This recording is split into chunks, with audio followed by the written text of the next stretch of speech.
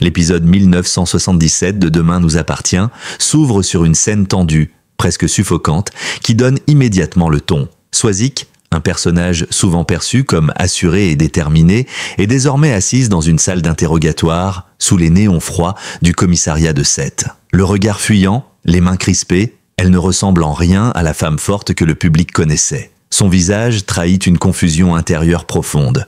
Placée en garde à vue dans l'affaire de la mort de Martial, elle semble incapable de fournir une version claire et cohérente des événements. Pour les enquêteurs présents, cette attitude est suspecte. D'autant plus que la relation entre Swazik et la victime n'est pas aussi anodine qu'elle l'avait laissé entendre jusque-là. D'abord évoquée comme purement professionnelle, elle se révèle au fil des échanges bien plus ambivalente, voire intime. Les questions se multiplient, les contradictions aussi. Pourquoi Swazik a-t-elle menti sur sa localisation au moment de la mort de Martial? Et surtout, pourquoi a-t-elle attendu d'être confrontée pour admettre qu'elle connaissait bien plus l'homme en question qu'elle ne voulait le faire croire? La tension grimpe d'un cran lorsque Roxane, poursuivant ses investigations de manière parallèle, met la main sur une information capitale.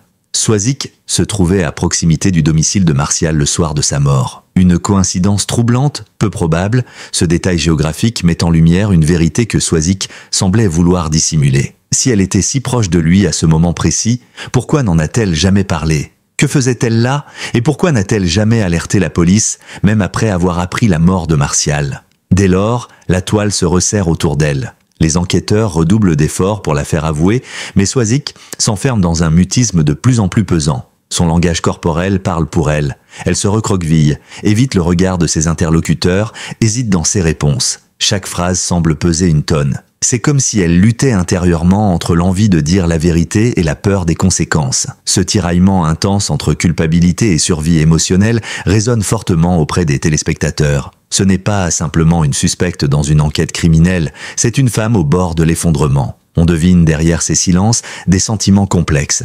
La honte, le regret, peut-être même la peur d'avoir joué un rôle, direct ou indirect, dans la tragédie. Ce qui rend cette scène si forte, c'est aussi la manière dont elle est mise en parallèle avec les souvenirs que le public conserve de Swazik. Elle n'est pas une inconnue, c'est une mère, une collègue, une femme qui a vécu des épreuves, aimée, été aimée. Son image se fissure sous nos yeux et ce contraste rend son trouble d'autant plus poignant. Mais au-delà de l'aspect émotionnel, cette garde à vue soulève de nombreuses pistes pour l'enquête. Était-elle manipulée par Martial? Était-elle victime d'un chantage ou bien complice d'un secret plus grand encore? Avait-elle des raisons personnelles de lui en vouloir? Le flou entretenu autour de leur relation ne fait qu'ajouter à l'énigme.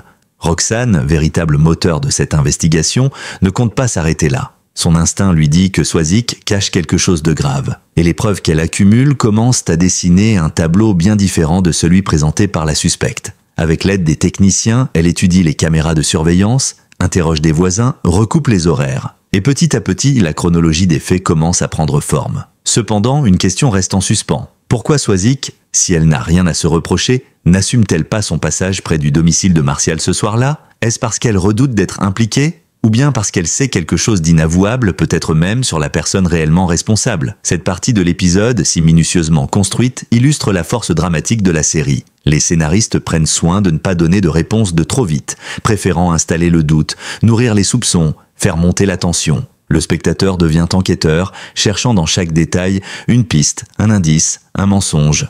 Et si la clé du mystère résidait justement dans cette incapacité à dire les choses simplement? Swazik ne nie pas, elle ne nie plus, mais elle ne dit pas tout non plus. Elle esquive, recule, élude. C'est dans cet entre-deux, dans ce gris moral, que le personnage prend toute sa complexité. Elle n'est pas un monstre, ni une héroïne. Elle est humaine, faillible, rongée par ses propres contradictions. On comprend que la garde à vue de Swazik n'est pas un simple moment procédural. C'est un révélateur. Elle dévoile par petites touches une vérité bien plus vaste, plus tordue, plus douloureuse que ce que l'on pouvait imaginer. Et si l'épisode ne nous livre pas encore toutes les clés, il installe solidement une ambiance de suspicion, de tension psychologique et surtout de secrets prêts à éclater.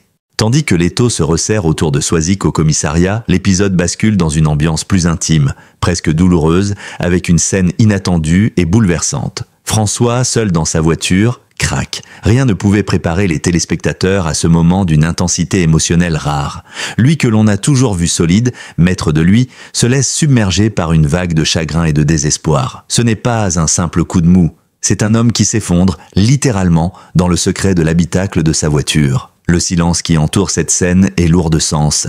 Il n'y a pas de musique dramatique, pas de discours. Juste un homme, son visage ravagé par les larmes, ses mains tremblantes, agrippant le volant, et son regard perdu dans le vide. C'est dans ce dépouillement que réside la force du moment. François ne joue pas, il ne simule pas, il souffre. Et cette souffrance semble remonter de loin, comme si elle s'était accumulée pendant des années, jusqu'à ne plus pouvoir être contenue. Mais pourquoi maintenant? Pourquoi cette crise soudaine? Tout indique que la mort de Martial et l'enquête qui s'ensuit agit comme un révélateur, un détonateur émotionnel pour François. Savait-il quelque chose que personne d'autre n'a encore découvert? Était-il au courant de la liaison entre Soizic et Martial avant qu'elle ne soit révélée? Et si oui, depuis quand? Ces questions, bien que sans réponse immédiate, planent au-dessus de la scène comme une épée de Damoclès. Certains détails ne trompent pas. Le fait qu'il se soit isolé dans sa voiture pour pleurer montre bien qu'il ne voulait pas être vu. François, homme fier, n'a jamais été du genre à exposer ses faiblesses. S'il cède aujourd'hui, c'est que le poids qu'il porte est devenu trop lourd. Ce n'est plus seulement la douleur d'un événement récent, mais le reflet d'un malaise ancien, peut-être lié à son passé, à ses échecs, à des regrets jamais exprimés. Ce passage marque aussi une rupture dans son évolution narrative. Jusque-là, François occupait un rôle secondaire, parfois rassurant, parfois effacé. Mais en l'espace de quelques minutes, il devient le centre émotionnel de l'épisode. Cette vulnérabilité soudaine interpelle. Les fans de la série se posent 1000 questions. Est-il impliqué dans l'affaire, plus qu'on ne le croit? Tente-t-il de protéger quelqu'un au prix de sa propre stabilité? A-t-il, lui aussi, quelque chose à cacher? L'absence de dialogue n'est pas une faiblesse d'écriture, mais un choix fort. Ce silence permet au spectateur d'interpréter les gestes, les expressions, les regards. Il donne de l'espace à l'imagination et rend la scène plus universelle. Qui, en effet, ne s'est jamais retrouvé seul, en larmes, face à une douleur que l'on n'ose pas dire? François devient ici un miroir, celui de la tristesse que l'on refoule, des émotions que l'on enfouit. Une autre hypothèse germe au fil de l'épisode. François aurait-il été proche de Martial? Une amitié secrète, un conflit non résolu, un lien professionnel ou personnel qui le rend plus affecté que les autres. Le scénario joue habilement avec ces zones grises. On ne sait rien avec certitude, mais tout semble suspect. Même sa posture, il ne contacte personne, il ne se confie à personne. C'est un homme qui vit son drame dans l'ombre, et cela ne peut qu'éveiller la méfiance. Le spectateur se retrouve ainsi dans une position délicate. Doit-on avoir de l'empathie pour François ou s'inquiéter de son comportement? Est-il victime ou acteur silencieux d'un drame plus grand? Ces doutes sont accentués par le contraste entre ce moment intime et le reste de l'épisode, où chacun semble s'agiter, chercher, accuser. François, lui, ne cherche plus rien. Il se tait, il pleure, comme s'il avait déjà compris quelque chose que les autres refusent encore d'admettre. Dans la suite de l'épisode, on comprend que cette scène n'est pas anodine. Elle sème un trouble durable. François devient un mystère. Les autres personnages le perçoivent différemment, sans toujours savoir pourquoi. Sa détresse le rend plus humain, mais aussi plus suspect. Car dans les feuilletons comme Demain nous appartient, les larmes ne sont jamais là par hasard. Elles disent ce que les mots taisent. Elles dénoncent ce que les lèvres ne peuvent confesser. La descente aux enfers de François ouvre une nouvelle porte narrative. Ce n'est plus seulement Soizic qui est sous le feu des projecteurs. C'est tout un entourage qui se fissure. La mort de Martial agit comme une onde de choc. Et François, en larmes dans sa voiture,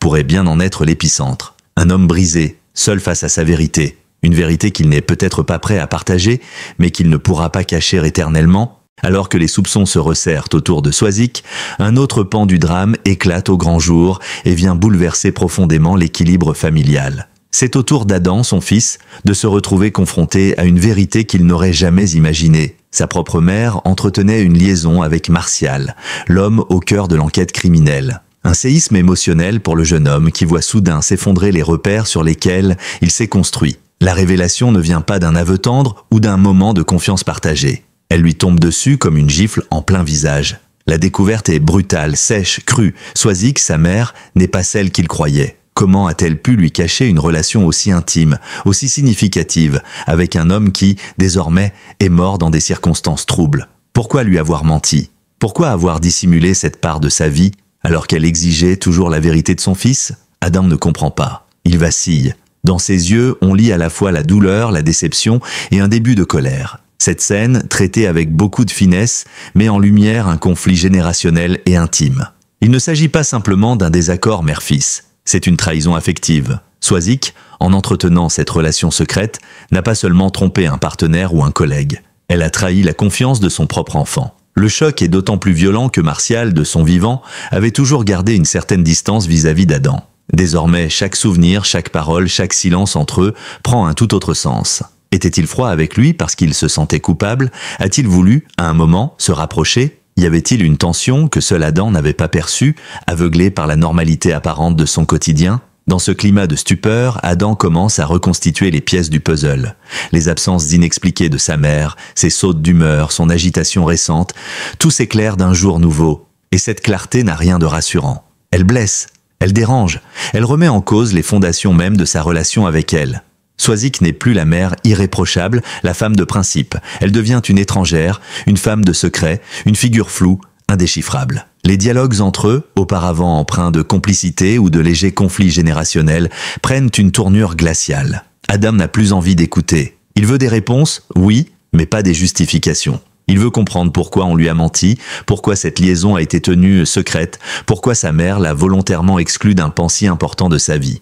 Mais au fond, c'est moins la liaison elle-même qui le détruit que le fait d'avoir été exclu, mis à l'écart. Le mensonge blesse plus que la faute. Ce sentiment de trahison est d'autant plus vif que l'adolescence d'Adam n'a pas toujours été simple et que sa relation avec Swazik s'était récemment consolidée. Voir cette stabilité voler en éclats est un retour brutal à l'instabilité qu'il croyait derrière lui. Par ailleurs, cette découverte personnelle a un impact direct sur l'enquête en cours. Adam détient maintenant une information capitale. Même s'il ne connaît pas tous les détails, il devient malgré lui un témoin indirect du contexte entourant la mort de Martial. Ce rôle l'écrase. Il n'a pas choisi de se retrouver au cœur d'une affaire criminelle, et pourtant, il comprend qu'il devra parler, qu'il devra dire ce qu'il sait ou ce qu'il croit savoir, même si cela signifie accabler sa propre mère. Ce dilemme moral est central dans l'épisode. Adam n'est pas un enquêteur, il est un fils. Mais dans Demain nous appartient, les frontières entre les sphères privées et publiques sont souvent brouillées. Ce que l'on cache dans l'intimité finit toujours par exploser au grand jour, et chaque secret devient une arme, un fardeau ou une menace. Pour Swazik, l'onde de choc est immédiate. Elle voit dans les yeux de son fils tout ce qu'elle redoutait, le rejet, la déception, la perte de respect. Mais peut-elle vraiment lui en vouloir ? Elle-même s'est enfermée dans ses propres contradictions, incapable d'anticiper à quel point cette liaison allait bouleverser l'ordre établi. Peut-être a-t-elle agi par amour, par solitude ou simplement par désir. Mais aujourd'hui, elle doit en payer le prix. Et ce prix, c'est le regard de son fils qui change. Cette crise familiale intense s'inscrit dans une dynamique plus vaste où chaque vérité révélée détruit un lien mais ouvre une nouvelle intrigue. Adam ne pourra pas faire comme si de rien n'était. Il devra décider, affronter sa mère, lui tourner le dos ou bien, au fil du temps, essayer de reconstruire quelque chose. Mais la confiance, elle, est définitivement ébranlée. La révélation de la liaison entre Swazik et Martial agit comme un tremblement de terre. Ce n'est pas seulement une donnée de plus dans l'enquête, c'est une faille intime. Un moment de fracture entre une mère et son fils. Adam, abasourdi, est désormais un personnage central, non seulement affecté par le drame, mais peut-être aussi détenteur d'une partie de la vérité. Et dans une série où chaque regard peut cacher un non-dit, sa réaction va sans doute changer le cours des événements à venir.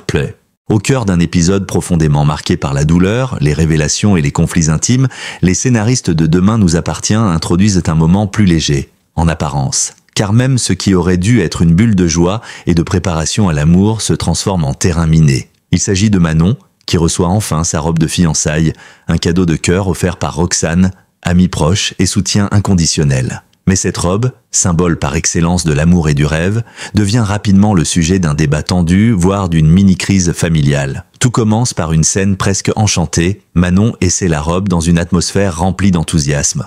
Le tissu blanc, fluide, moderne, épouse parfaitement sa silhouette. Les regards émerveillés de Roxane laissent de penser que tout est parfait. Mais cette perfection se fissure dès l'entrée en scène de William et Nordine, respectivement son père et son fiancé. Leur première réaction n'est pas l'admiration, mais le choc. Et très vite, la parole fuse, elle est trop courte. Ce simple jugement esthétique devient l'étincelle d'un conflit générationnel.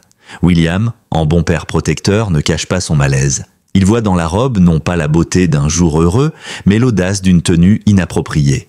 Nordine, de son côté, est visiblement partagée. Il tente de ne pas blesser Manon, mais il n'adhère pas complètement non plus à ce choix. L'ambiance, qui devait être légère et joyeuse, se tend. Manon, surprise, puis irritée, se défend avec fermeté. « C'est ma robe, c'est moi qui me marie !» Ce passage, malgré son ton plus doux que les drames policiers de l'épisode, illustre à merveille les mécaniques émotionnelles de la série. Le mariage, qui devrait être un événement d'union, de partage, devient ici un révélateur de tensions enfouies. Ce n'est plus seulement une question de longueur de tissu, mais de contrôle, de tradition, de liberté personnelle. Manon ne veut pas être la fiancée modèle attendue par sa famille. Elle veut être elle-même, affirmer son style, ses choix, ses envies. Ce moment de friction touche une corde sensible du public, car il parle à toutes les générations. Les parents qui voient leur enfant grandir, se marier, s'éloigner, les jeunes adultes qui veulent tracer leur propre route. Même si cela implique d'aller à contre-courant des attentes, la robe devient un symbole de rupture douce, mais réelle, un geste esthétique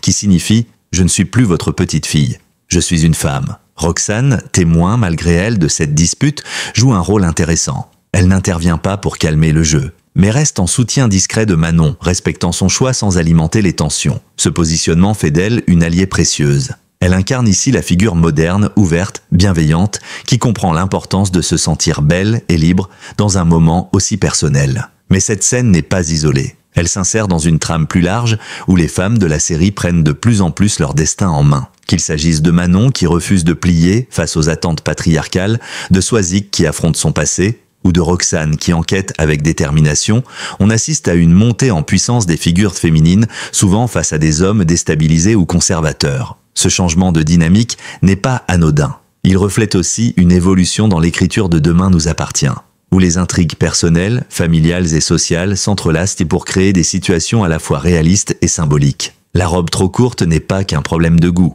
Elle est un conflit de valeurs, un choc d'époque, un miroir tendu à la société. Derrière l'émotion, les sourires crispés et les silences gênés, une question persiste.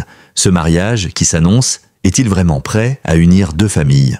Ou les tensions actuelles sont-elles le signe d'un déséquilibre latent que les paillettes du jour J ne suffiront pas à masquer ? Nordine, malgré ses bonnes intentions, semble déjà ébranlée. Et William, incapable de lâcher prise, révèle aussi une forme d'angoisse paternelle mal exprimée. Le téléspectateur, lui, se retrouve dans une posture d'empathie partagée. On comprend Manon et son besoin d'indépendance. On comprend aussi, dans une certaine mesure, la réaction de William, protecteur jusqu'à l'excès. Mais surtout, on sent que derrière ces échanges tendus, il y a beaucoup d'amour, parfois mal canalisé, parfois mal exprimé, mais sincère. L'essayage tourne court. Manon s'éclipse frustrée, le conflit n'est pas réglé, juste suspendu. Et c'est cet inachevé émotionnel qui donne à la scène toute sa puissance dramatique. Rien n'est tranché, tout reste à dire. Comme souvent dans la série, les petites scènes du quotidien prennent des proportions inattendues parce qu'elles touchent à l'essentiel. L'acceptation, le respect, la confiance entre les êtres. Alors que les drames familiaux et personnels s'enchaînent, l'épisode 1977 nous entraîne aussi dans les coulisses de l'enquête policière, où une décision lourde de conséquences est prise. Martin, jusque-là au cœur des investigations, est officiellement innocenté. Des témoins viennent confirmer son absence au moment du décès de Martial. Soulagement pour certains, surprise pour d'autres. Mais ce qui frappe surtout, c'est la décision immédiate de Martin de se retirer de l'enquête malgré son innocence désormais prouvée. Pourquoi un tel retrait ? C'est la question que beaucoup se posent. Est-ce un choix stratégique pour ne pas brouiller l'objectivité de l'enquête ? Ou s'agit-il d'un geste émotionnel, motivé par une blessure plus intime ? Martin semble fatigué, ébranlé, comme s'il ne croyait plus en ses capacités à faire toute la lumière sur cette affaire. Il incarne ici la figure du policier usé par le doute, qui préfère prendre du recul plutôt que risquer l'erreur. Ce retrait ouvre la voie à d'autres enquêteurs, comme Roxane, dont le rôle devient de plus en plus central. Sa ténacité et son sens de l'observation prennent une nouvelle dimension. Elle se retrouve désormais seule aux commandes d'un dossier complexe, dans un contexte où les vérités se dérobent et où chaque relation cachée semble dissimuler une possible trahison. Mais pendant que les adultes s'enfoncent dans leurs dilemmes moraux et leurs secrets, une autre intrigue, plus légère et tendre, se dessine en parallèle. C'est celle de Jack et Ryan, deux jeunes hommes pris dans une relation ambiguë, mêlant attirance, non-dit et désir contrarié. Jack, sur le point de quitter Seth, sent que le temps presse. Il veut provoquer une réaction chez Ryan. Il tente une dernière manœuvre, le rendre jaloux. La stratégie est aussi risquée qu'audacieuse. Jack se montre complice avec d'autres garçons, feint l'indifférence, laisse entendre qu'il pourrait rencontrer quelqu'un d'autre ailleurs. Mais derrière cette façade de confiance, le téléspectateur perçoit une grande fragilité. Jack n'a pas envie de partir. Pas sans un mot, pas sans un geste, pas sans une réponse. Il espère, il doute, il souffre en silence. C'est un adolescent en quête de clarté émotionnelle dans une période de transition difficile. Rayhan, lui, semble rester de marbre. Mais est-ce vraiment le cas? À plusieurs reprises, la caméra le saisit dans des regards fuyants, des gestes hésitants, des moments de silence qui en disent long. Il ressent quelque chose, c'est évident. Mais il ne sait pas, ou n'ose pas, l'exprimer. Peut-être par peur du rejet, peut-être par pudeur, peut-être parce qu'il ne sait pas lui-même mettre un mot sur ce qu'il ressent. Cette tension romantique, douce et amère, offre un souffle de fraîcheur à l'épisode tout en abordant des thématiques profondes, l'acceptation de soi, la peur de l'amour, l'urgence du temps qui passe. Le départ imminent de Jack agit comme un catalyseur. Il pousse chacun à sortir de sa zone de confort, à affronter ses émotions, à faire un pas vers l'autre ou à rester figé dans ses hésitations. La scène finale entre eux, bien que brève, est d'une rare intensité. Un simple échange de regards, un sourire forcé, un silence. Jack baisse les yeux. Rayhan détourne les siens. Tout est dit sans un mot, et pourtant le spectateur, lui, entend tout. Cette non-réponse devient une réponse en soi. Une déclaration d'amour muette, tragique et belle à la fois, un espoir suspendu. En parallèle, les autres personnages avancent eux aussi vers des carrefours émotionnels. Manon tente de reprendre le contrôle de ses fiançailles, Adam digère encore la trahison de Soisic, François reste reclus dans son chagrin et Roxane continue de démêler les fils de l'affaire Martial, désormais sans le soutien de Martin. L'épisode se clôt donc sur une série de suspensions. Rien n'est vraiment fini, tout commence à peine. Met en lumière, la richesse narrative de Demain nous appartient. Chaque personnage, chaque intrigue, chaque silence participe à un vaste tableau où l'intime et l'enquête se rejoignent. La série ne se contente pas de raconter des drames. Elle explore les fractures humaines, les zones grises, les choix impossibles. C'est ce qui la rend si captivante, si proche de la réalité. Et en même temps, si romanesque. L'épisode 1977 laisse le spectateur entre frustration et fascination. Les révélations pleuvent, mais les mystères demeurent. Les personnages tombent, se relèvent, se perdent et parfois se retrouvent. Jack partira-t-il sans se déclarer? Rayhan osera-t-il le retenir? Soisic dira-t-elle enfin toute la vérité? François pourra-t-il affronter ses propres fantômes? Autant de questions qui resteront en suspens jusqu'à la suite. Qu'en pensez-vous? À votre avis, qui cache encore des secrets dans ce projet? Rayhan devrait-il suivre Jack avant qu'il ne soit trop tard? Soisic est-elle digne de confiance? François est-il une victime ou un complice silencieux? Laissez votre avis en commentaire. Aimez si vous avez aimé l'épisode. Et surtout, abonnez-vous à notre chaîne pour ne rien manquer des surprises de Demain nous appartient. À bientôt sur TF1 et sur notre page pour d'autres résumés passionnants. Merci du fond du cœur d'avoir regardé cette vidéo jusqu'à la fin. Votre fidélité et votre attention nous touchent énormément. Si vous avez aimé le contenu, n'oubliez pas de vous réabonner à la chaîne pour ne manquer aucune de nos prochaines vidéos exclusives sur Demain nous appartient et bien d'autres séries passionnantes. Laissez-nous un commentaire pour partager vos impressions, vos théories ou simplement nous dire ce que vous avez pensé de l'épisode. Votre avis compte énormément et nourrit notre communauté grandissante. Activez la cloche pour être alerté dès qu'un nouvel épisode ou résumé est mis en ligne. Et surtout, restez connectés. De nouveaux rebondissements vous attendent très bientôt. À très vite et encore merci pour votre présence.